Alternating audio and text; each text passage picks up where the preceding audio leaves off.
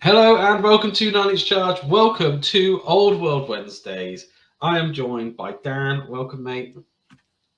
Posted a bit spuriously from a source that I don't know is someone who is allegedly spent a bit of time with one of the new Arcane Journals about the Border Princes.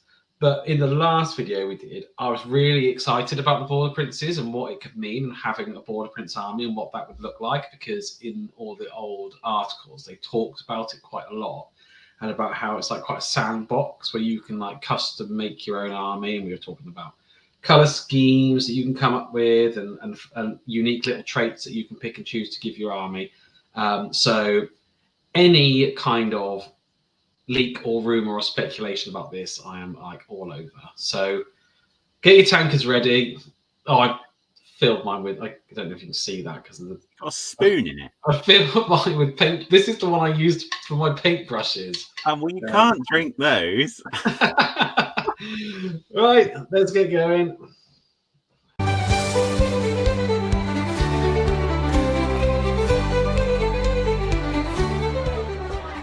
I still think we need like a novelty. Like next time, I'm going to have a freak shake. You know, one of the ones with like a donut on the top and everything. How sweet. Or fill it with grapes. So what it starts off by saying is that it's not listed. It's an army of infamy, but it's not listed as belonging to any like grand army. It's not its own army. So, but the traits you pick for your border prince can let them count as one for the purposes of allies. So what you do is that you have, you know, an empire army or a Bretonian army or whatever you have, and then you then choose a border prince based on your army who comes in as an allied contingent and adds a bit of flavor to your existing army. Yeah. Yeah. So in there then, there's, you mentioned about the different types of general. Yeah. Didn't you? So it's worth saying, and I imagine you covered this off a bit in the previous video, but the border princes is a scattering of dispossessed nobles, isn't it, from across the realms. There's usually some, you know, disgraced Bretonian lords in there. There's definitely some people from the Empire who were a bit dodgy and have been kicked out. Mercenary bands. There's a really cool bit in Trollslayer, I think it is, which is the first Gotrek and Felix novel from years ago, where they go into the border princes. There is a dispossessed noble, and he's making his way down into the border princes with his wealth and his remaining family and army and stuff, and going to set up a fort. Well, it's where Gotrek loses his eye, actually. He has two eyes up until that story. So that's quite a good insight if anyone wants to read about the Border Princes. But so the idea of different types of people is really cool. And one of the things the rumor mentions is the idea of like something that's hinted as like a vampire, a dispossessed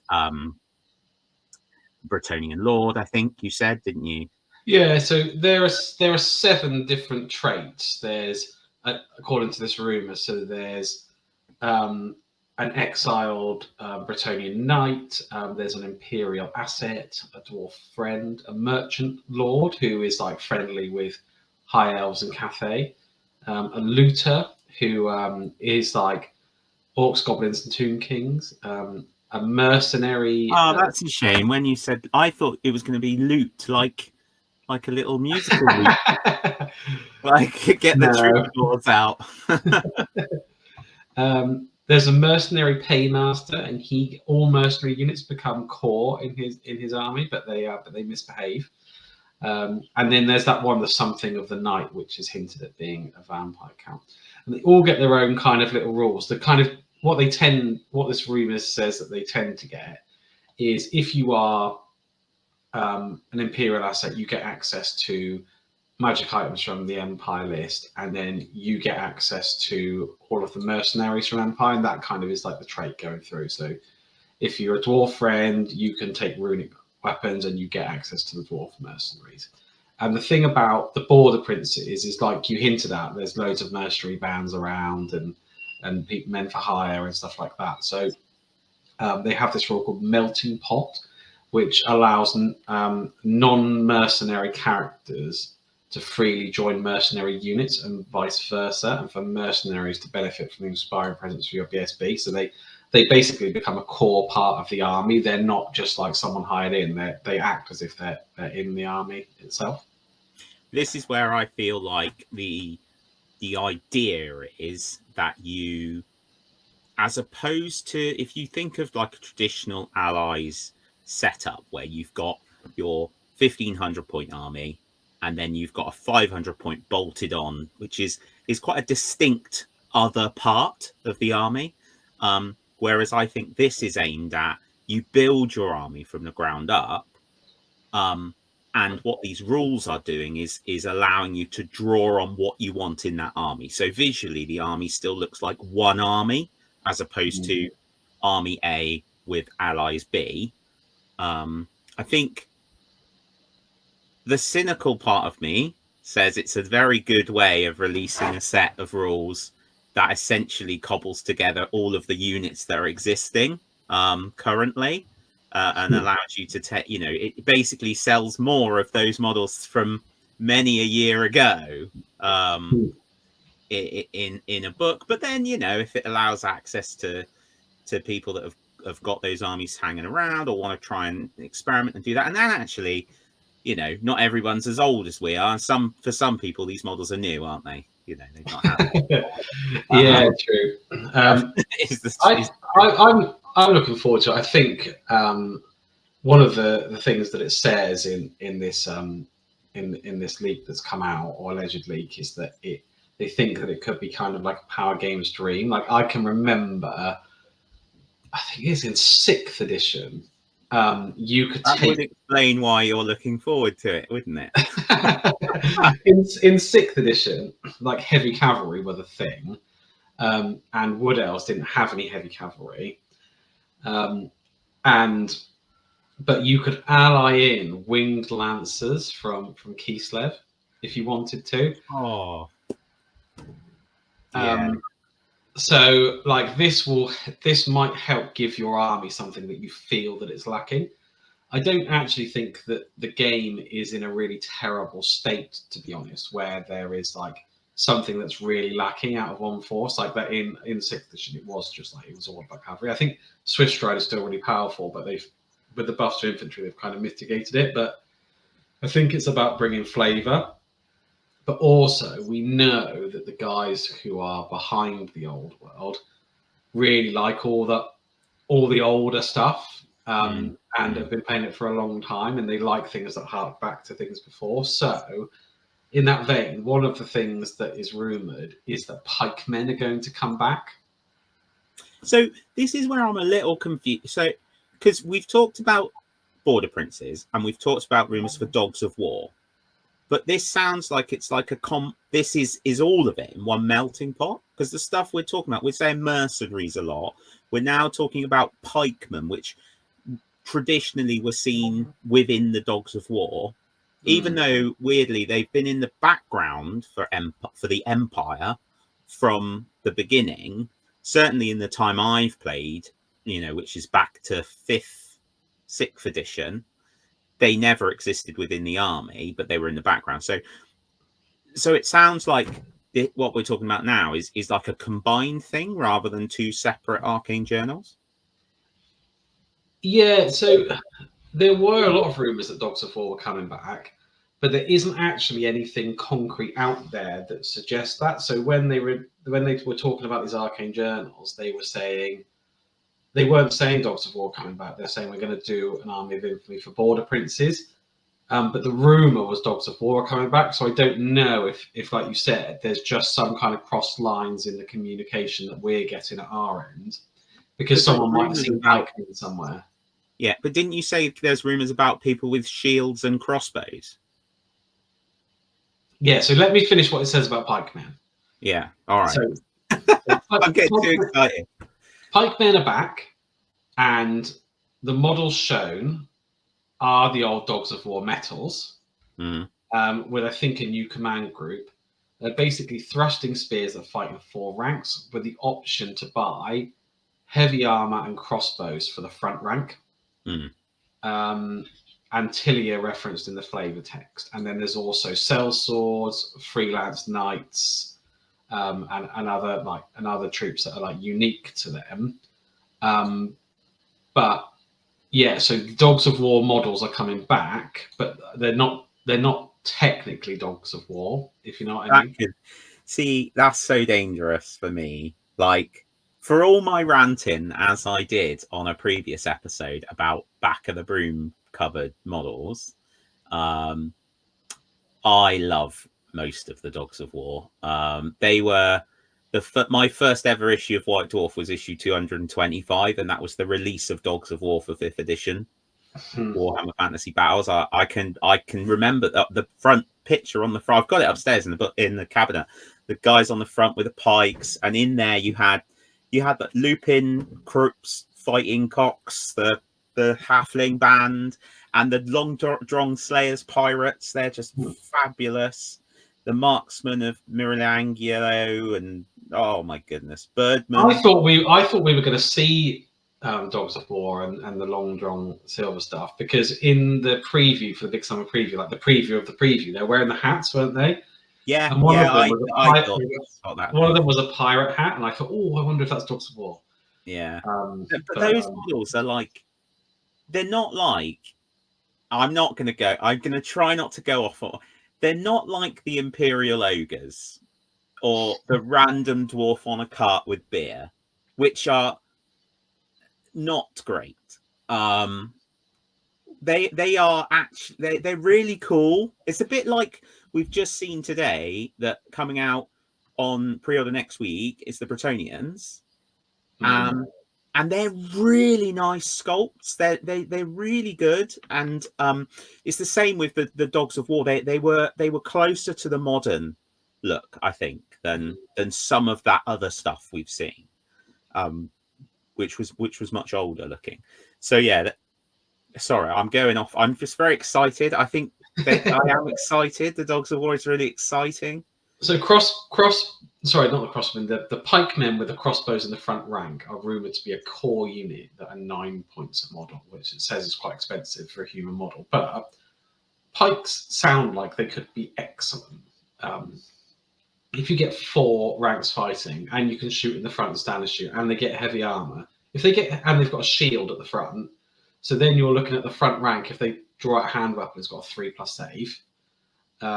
They sound like a really good unit. So I'll just rattle through the units, because I think they are quite interesting.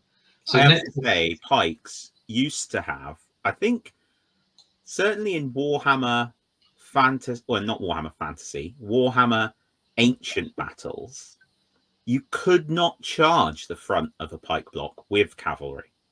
It just wasn't allowed, because traditionally they really wouldn't have. And because I had to talk about this because we mentioned the Kislevite horse. I've just finished reading Riders of the Dead. And there's a fantastic bit in that where the pikemen from Stirland, the Empire pikemen, as we were talking about earlier, they like make this massive pipeline and the horses won't charge. So they get loads of chaos hounds and send them in underneath the pikes, and then they get in and like start attacking her, biting their ankles, and then that messes them up and the horses ride in and ride them down. So yeah. Anyway, go on. So sellswords are next, which are basic human profile infantry with options to buy heavy armor, crossbows and shields, and have access to drilled and veteran.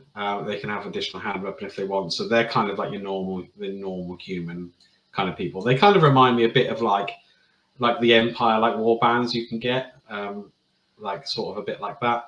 You get freelance knights who are Empire knights, who lose access to drilled and stubborn, but gain a load of weapon options. So it's cool that you've got like this is the thing, isn't it? That you can choose your flavor. So your knights don't have to just have lances. They can have hand weapons. They can have great weapons. You can just do what you like. So if you're an exiled knight Bretonian, you get knights of the realm mounted on foot, men at arms, and bowmen as well. If you're an imperial asset, you can take state troops, veteran state troops, missile state troops and archers. And if you're a dwarf friend, you can take 0 to 1 warriors per 1k. So you've got like a basic infantry type, pikemen, and knights as your core, and then extra flavor if you are, depending on what kind of asset you are. Special is demi lancers, which apparently are very customizable light cavalry unit. They are the unit that's in Riders of the Dead. The demi lancers are the unit that it's all based around. They ride off to war and then they get owned, and then one goes off and goes one way, and one goes what? So what is a demi lancer then? A dude with a lance. Oh, and a carbine. And a carbine. So they wear lighter armor, more like Napoleonic style lancers, French lancers. So they would have had a fusil or like pistols. Usually had a couple of pistols. So they'd like ride along, lance someone, pull out a pistol, boom, pull out another pistol, boom, and then start slicing them up with a cavalry saber. So when it says very customizable, that sounds right then. So you could have a lance and a hand weapon and a brace of pistols. Yeah, brace of pistols. It would be a bit like you would get the pistolier kit and then give them a lance as well. Funnily enough. They sound very cool.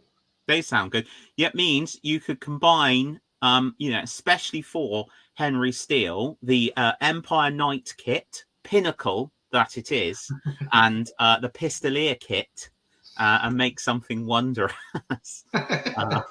with that. Tom will do his nut. Tom will be like, I've bought all of these knights and painted them. I've bought all these pistols. Now I'm going to buy them all again. It'll be brilliant. Border Prince Brigands, which is it says see Bretonnian exiles because they have rules for that, and then they're your special units. But if you're an exiled knight, you get mounted German squires. If you're imperial asset, you get outriders, great swords, 0 to 2 cannons or mortars per 1,000 points. Oh, I want Bronzio's Galloper guns. You remember those? The guns that got pulled around by the horses? It doesn't say anything about those that I've seen. They'll be back. They'll be back. So this could cost hundreds and hundreds of pounds, because you're not just talking about like when they bought out the dwarves and they were like, oh, by the way, here's some imperial dwarves if you want models that are different. You maybe have one unit of them, but the Dogs of War, there are, I don't know, 15, 20 metal units, all of which brilliant. So to round out special, if you're a dwarf friend, you get 0 to 2 cannons, bolt throwers, or grudge throwers per 1k, 0 to 2 gyrocopters, or 0 to 1 slayers, and 0 to 1 longbeards. I wonder if I remortgage the house to do the garden and then just do a little bit of it myself and then keep that money and use it to buy Dogs of War.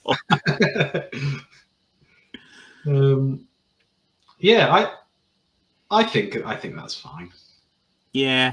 The thing is, it might go pear-shaped for you, because I can remember I went round to Jeremy's before the old world came out, and in his spare room was like loads and loads and loads of Bretonnians, because we found out that they were going to stop selling them, and Jeremy just went into Games Workshop and just bought everything.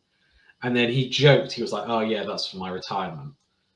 That's gonna pay for my pension. And then they just brought them all back. The best bit will be, I guarantee you, Henry will go away and he'll find the clip of me talking about models from the back of the broom cupboard, and he'll snip that as a GIF. And then when I spend a fortune on Dogs of War, that'll be like the thing. Be like, this is the same man. Oh, and they get Border Prince Bombard, so you can have like a great cannon, but you can also have a Border Prince Bombard, which is better than a great cannon. So just take that.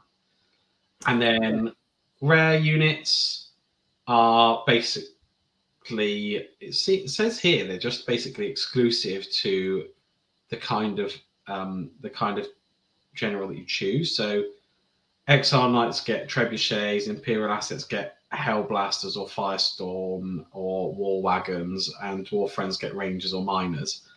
And then you can take 25% mercenaries of what you get based on your Border Prince's trait. But I mean, it's not going to be a lot. If it's a 500-point allied contingent and you get 25% mercenaries, it's not a great deal. But your core units are all new units, I suppose. It's interesting because certainly one of the things that bothered me, still bothers me a bit, but bothered me, we've talked about a lot, is the potential lack of army cohesion due to the era from which the different miniatures come from. And this almost embraces this idea. It's like, actually, you're a bit worried about that. Well, now really worry about it, because you just have like stuff from all over the place. But there's so much flavor potential there, like so much you could do.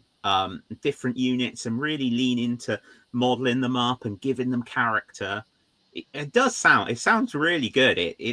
I see what you mean about potentially the sort of power player or match player's dream in that regard, but equally I think narrative and creativity wise, there's loads of potential there. I think it sounds really cool.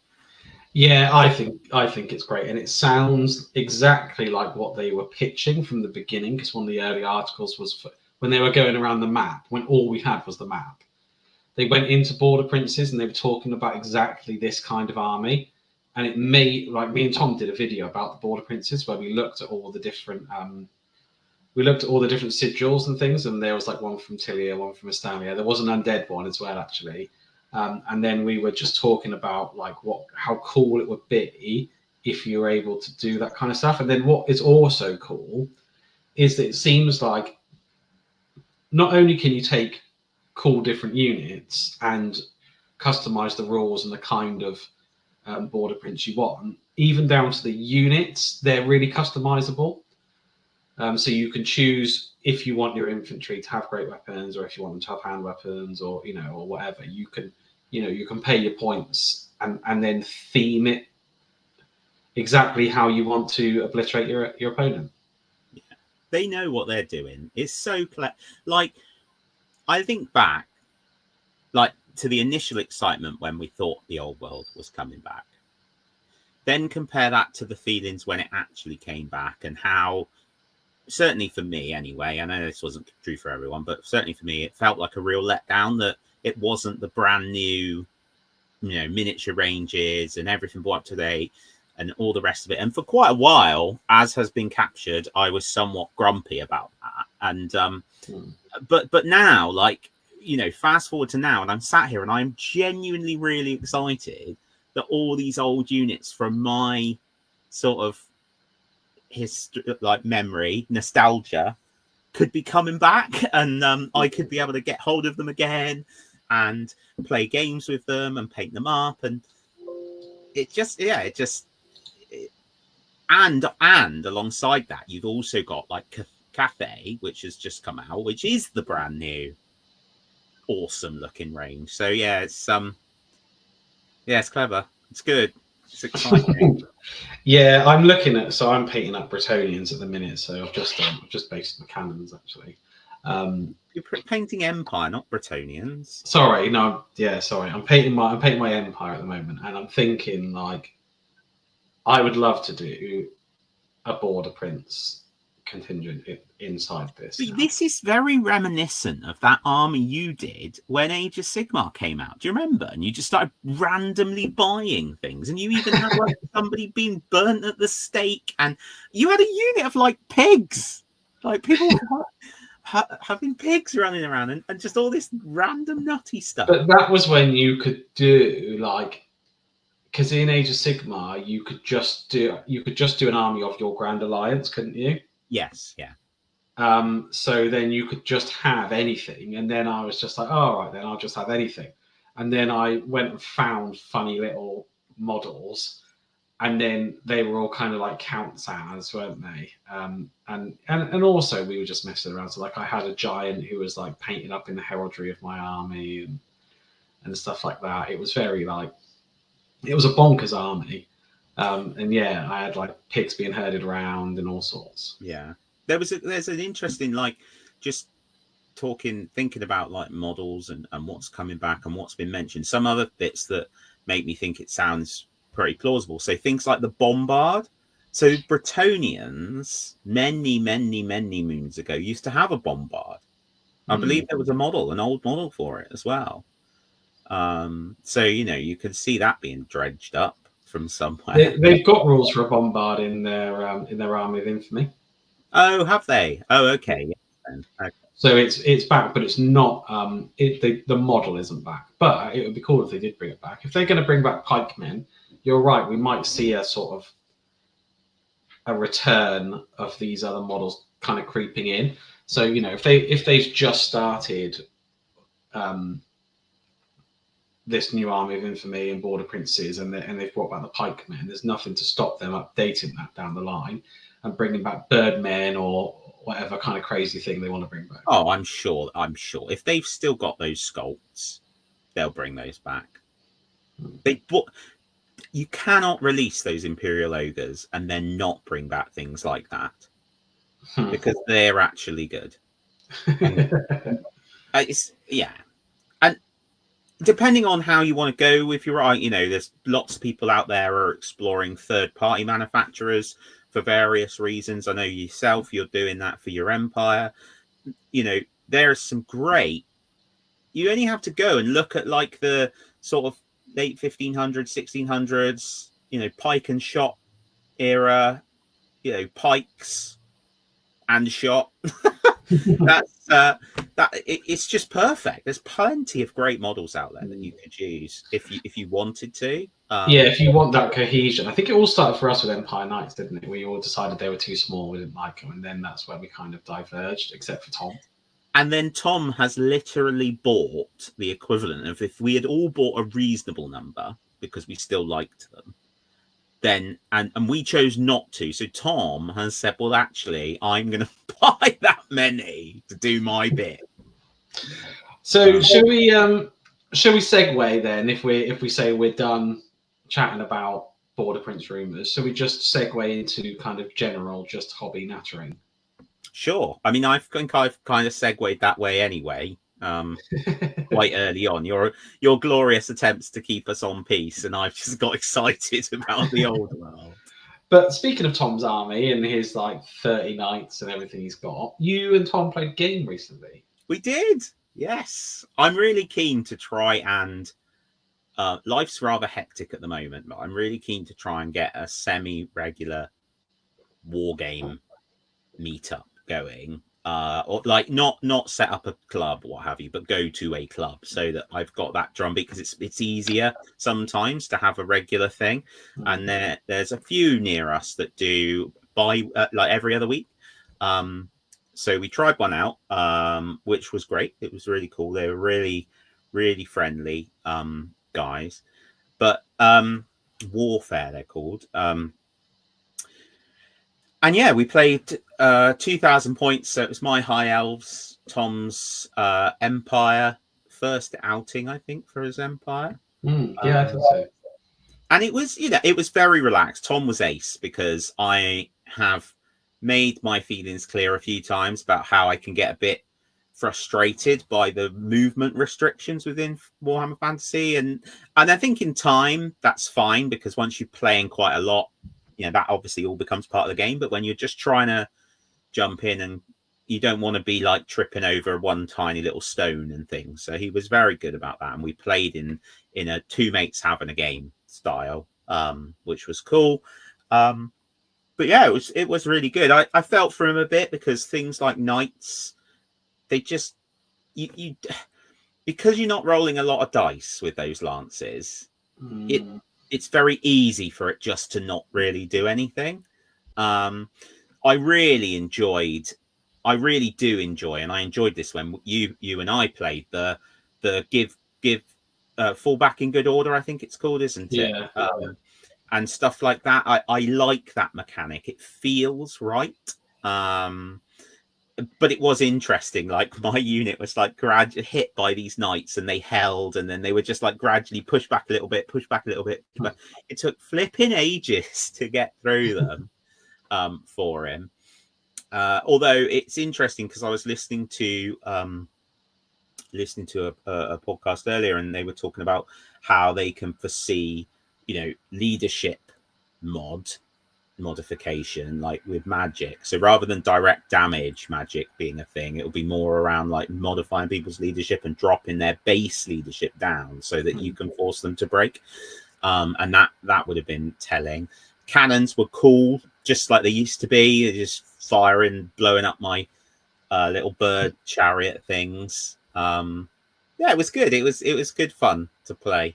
It was good fun. The hand weapon and shield change for 1.5 as it's been termed was massive, for the infantry. So like my elves had spears and shields and hand weapons and could just go, right, I'm going to use a hand weapon and a shield and I'm going to be more resilient. So what's funny about that is it's like if you're going to receive a charge from cavalry and you're a spearman, you probably kind of want to put your spear away, which is just like a bit counterintuitive, isn't it?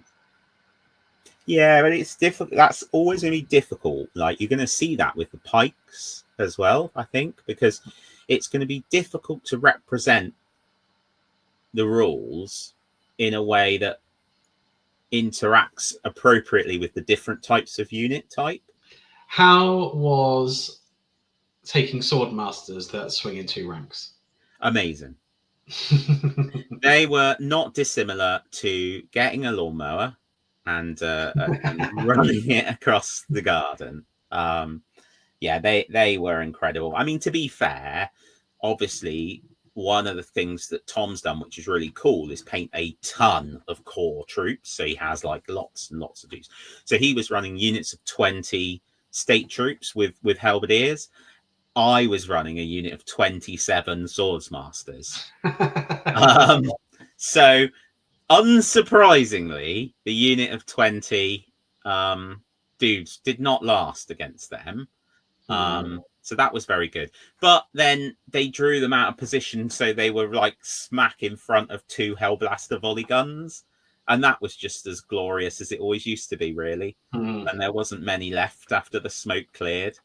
We were talking about how we think that war machines might pivot away from cannons towards Hellblasters because of this change, because you're going to see less big monsters and more infantry, and especially these new objectives in the match play guide that want you to take your core units to capture objectives. Ooh. Yeah.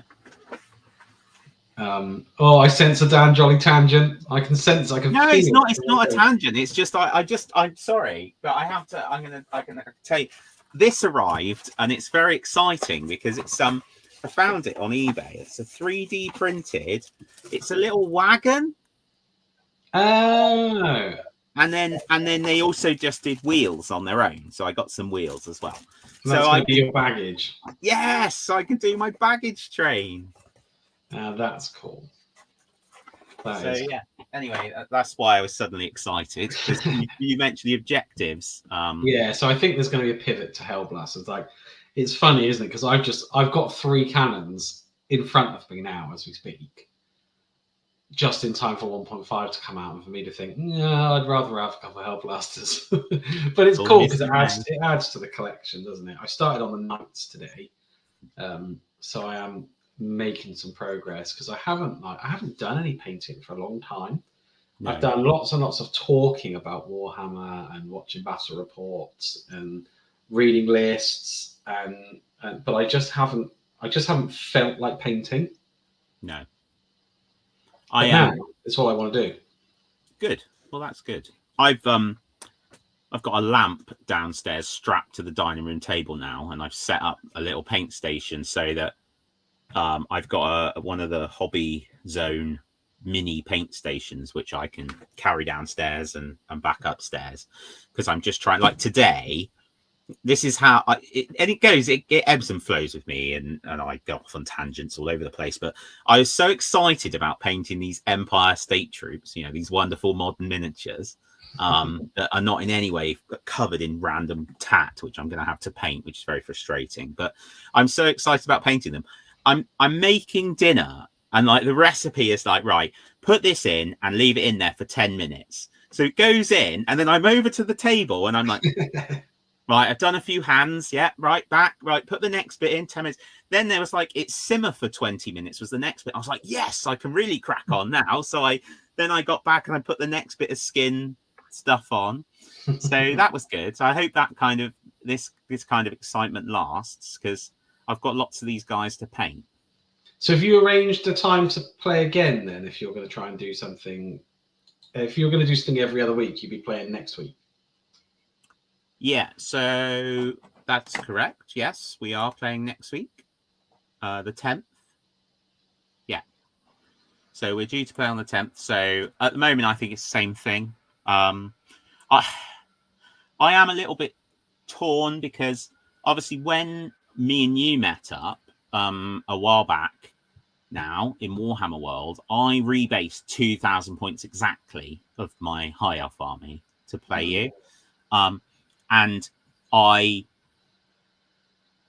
bit of me would like to go back and take and rebase some other bits so I can change up the list. But then at the same time, if I'm putting that time in, I want to be advancing the Empire project, really. Well, why don't you play smaller games? If you played 1,000 points, it gives you more options then of what you can tweak with your list. Well, I was thinking about putting forth the idea of doing 1250, because we've been discussing the event, haven't we? 1250 point event at Warhammer World in November. That, well, I'm sure that probably the tickets will go before we can get them, but if we can go, so that could be quite good. And 1250 is a good place to aim for with your Empire. Yeah, so the Empire's not well, it's been such a stop-start thing. They've all gone back in the box. They've come out. They've gone back in the box. The Spearmen, I sent you a picture the other day where there was loads of them that I'd got blue and yellow, and then I decided I didn't like it and it wasn't going how I wanted. It looked rubbish, so I stripped all of it off, cleaned them all up, and started again. And I'm just doing 10 rather than going quite to that degree. But yeah, the plan is, so I've done 10 archers, I've done 10 spearmen, I've rebased and updated a warrior priest that I painted a few years ago. So I've put some colors on it which tie it in to the army, which is cool. I say a few years ago, probably 14 years ago, I think I painted him when I was working in Games Workshop Bath. So yeah, so I've done those. I'm going to do these spearmen. And interestingly, I asked ChatGPT to give me some advice on how to stay motivated through painting an Empire army project. And I sent it my army list, and it had some real pearls of wisdom. It was really good and it was all the classic stuff, really, like do 10 and then reward yourself with this. But one of the things it said was, if you're painting a block, paint the command as early as you can, because that will have good presence on the battlefield and will look cool, even though part of the unit is unpainted. So that's why I'm painting the command now, because AI told me to. That is good advice, though, isn't it? Actually, it is good advice. I thought it was very good advice. So I'm playing next week. I'm playing my cousin. Oh, cool. And I'm quite excited about playing him, because Tom, my cousin, lives with his housemate Reese, and Tom collects Tomb Kings and Cathay, and Reese collects Chaos, and obviously I've got Empire. And one of the new Arcane Journals, one of the 2 that's coming out, has got when Cathay comes over to support the Empire to repel the invasion against Chaos, and then it's got rules for fighting that out inside that Arcane Journal. So we've got all those armies. So that will be really fun. Oh, that's like the hobbyist dream, to have a journal come out where you actually own the armies. Yeah, so I'm going to be encouraging Tom to paint up his cafe. It's his birthday. At time of recording, it's his birthday today, actually. And I know that he's been, his missus and some other people have like given him his cafe model. So he needs to get on that so that we can then do that campaign, which would be pretty fun. And then the week after that, who will I be playing the week after that? It'll be you. It'll be you, Dan. Yeah. I'm coming. Yes. To war. Yeah, so you and I are going to play. We're going to get Storm of Magic out from 8th edition and spin the spinner. It's going to be like Wheel of Fortune. Yeah, I can just imagine what it's going to be like. It depends, because the levels of excitement, they're kind of just they go all over the place with us. So like we'll meet up and be really happy, and then we'll drink loads. And then I think we probably won't play the first night. We'll play the next day, and we'll be so severely hungover. Like, I don't know. I think there's a very real chance that what will actually happen is it'll get to Saturday, and we'll just end up sat in dressing gowns, eating nachos, and watching Star Trek Voyager. Maybe we decide that we're going to do like mostly eating, lots of, all you can eat or whatever, like on the Friday, and then on the Saturday, the drinking and gaming starts early and continues throughout the day. So then we can still capture some energy. Yeah, that's possibly a strategic way of looking at it. We'll work it out. Maybe ask ChatGPT what the best way to combine gaming and drinking is. Idea. That's a good idea. All right, so we'll report back after our game and catch up with you guys. But in the meantime, let us know how your own hobby projects are going.